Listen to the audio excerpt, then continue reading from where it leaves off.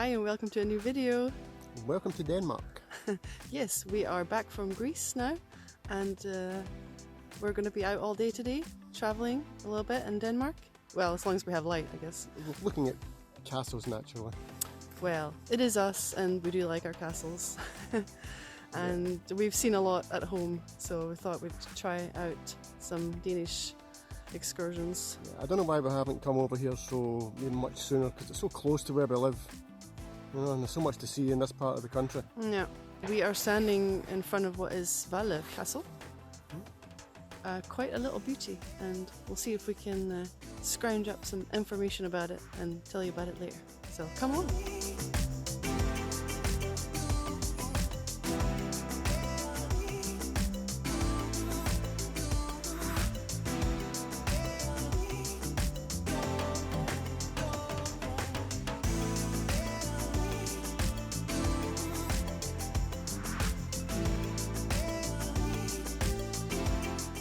So I'm just set up here, right in front of the castle, doing just a two-picture panorama just to get the whole thing in, because it's quite close. And as you can see, we have a lovely reflection in the moat here. Just beautiful. It's very calm today. There's no wind at all, not even a slight breeze. So that's very nice. What was that? The sky looks really cloudy and not a lot of definition, but of course when you use neutral density filters you can pull out all that beautiful detail in the computer, so that's what I'm doing today. So I've just got a 8-stop neutral density and a 4-stop gradual as well, just to kill some of the brightness in the sky.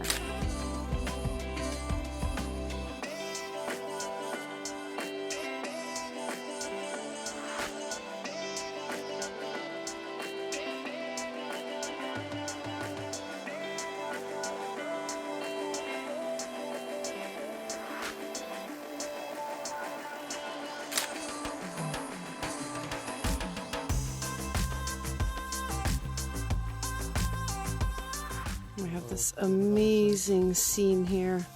Like I said earlier, just the water is really still, and just the filters are really going to help push all that detail out into the photo. Are you using polarizer? No, not today, because there's no sun coming through at all, so it's not really necessary. I mean, you could use it still if you wanted to get rid of some of the glare on the water, then a polarizer would help for that. But I quite like the glass effect that the water is giving today, so I think I'm gonna, for now anyway, not use it.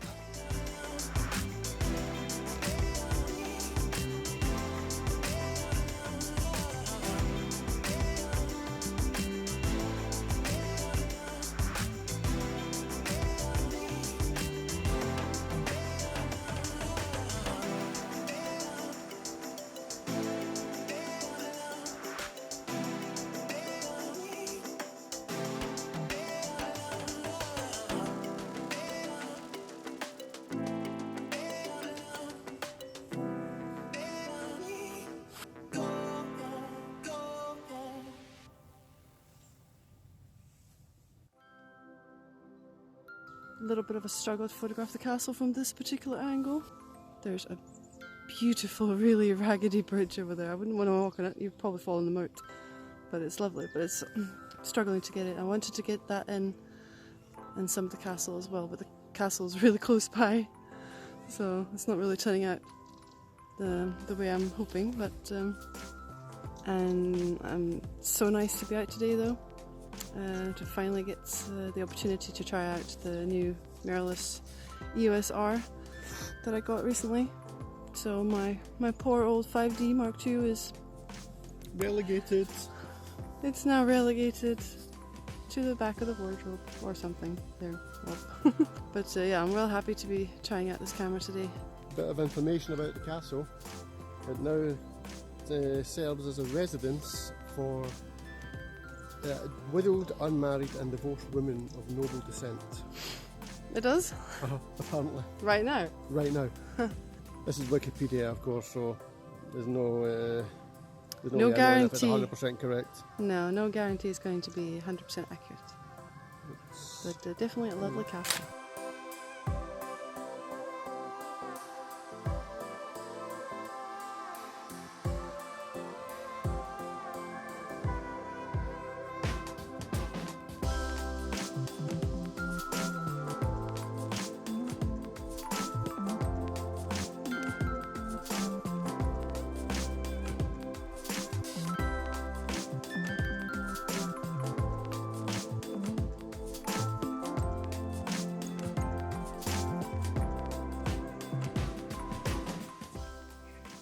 And there's a courtyard here, really lovely. I've got this this really interesting floor, which is, it looks like cobblestones, but it's actually wood.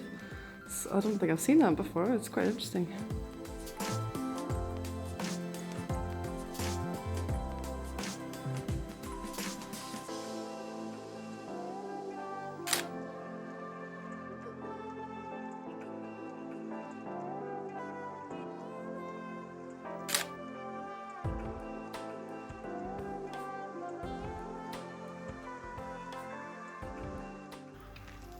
So that's us finished for this castle. I hope you like the photographs. Bye, castle.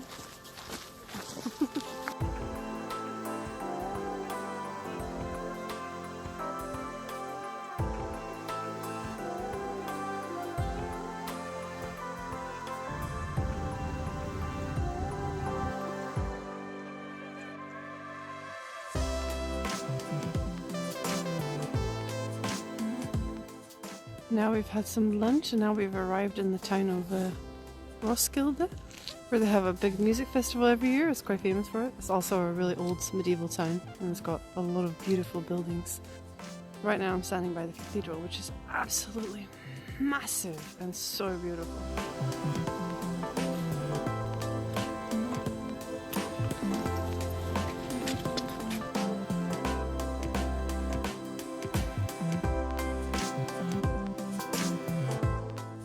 Tony is set up just over there, not that guy, but further down. So I'm just going to have a walk around the whole building and see if I can find a nice shot. This over here down the road actually looks quite good.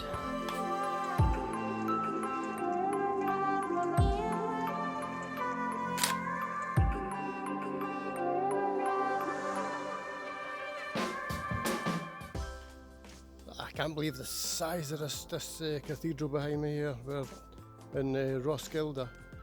It's very similar to the cathedral in the Swedish town Vallo, with the twin spires. I'll show a photo here of what I'm talking about. But this is very challenging to photograph because there's not a lot of space to get the whole thing in, and it's so huge, you can see. But maybe we can try a panoramic stitch and see if we can get the whole thing in there. It's worth a go. So I've just set up here right in the corner of the cathedral. It's really beautiful. It's quite massive actually. So I've just got using my 2 8-stops now, gradual and normal neutral density, because the sky is completely blown out and you can't really see any detail. So I really needed to step down the exposure quite a bit to get something in it.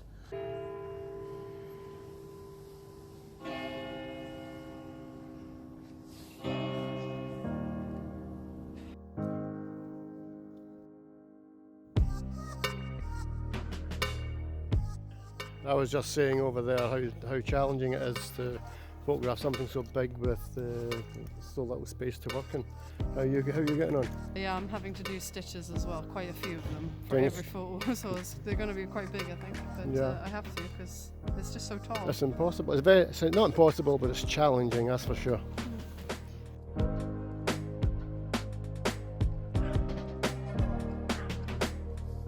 I'm just trying to capture this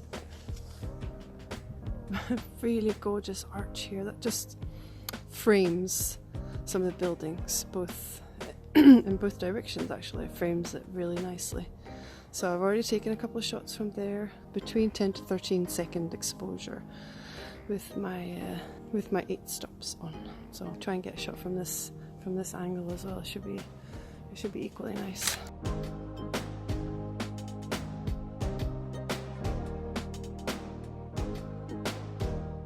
So the town is just down there, so we're just gonna go and have a look at some of the beautiful buildings down there and take you along.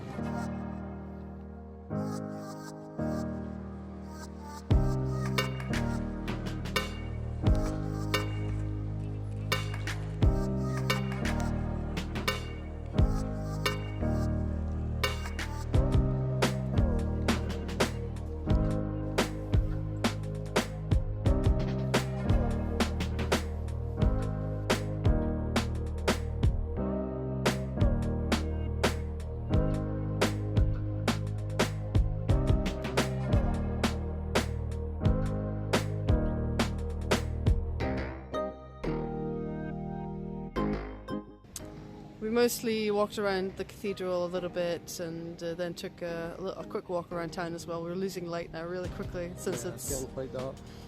Yeah, I mean it's winter time now, end of November, isn't it? So the light is starting to fade now, so we're going to head back home to old Sweden. Get some dinner. Yeah, sounds good. Look at this beautiful building behind us here. So it's so crooked. It's barely standing up. But we hope you enjoyed this video. And don't forget to subscribe if you haven't already. And please share if you don't mind. And we will see you on the next one. Bye. Bye.